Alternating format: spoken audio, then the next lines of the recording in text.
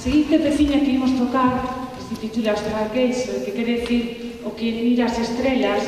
é dun compositor, bueno, esta vez británico, nado en Brighton, pero afincado en Canadá. Este compositor ten un montón de música que fixo, por exemplo, para o Circo do Sol, para a inauguración dos Xogos de Inverno canadienses, escribe música para xogos de ordenador, para Microsoft, para Apple, fai tamén unhas creacións moi imaginativas porque a súa muller é escenógrafa, emprega, digamos, efectos un pouco de película. Esta peza en concreto ten algún tipo de efecto, por exemplo, trémolos, que fan os primeiros violins, despois tamén temos pizzicatos que fan casi toda a orquesta de vez en cando. Vamos a poñernos un poquinho no espírito que estamos nunha película e que vamos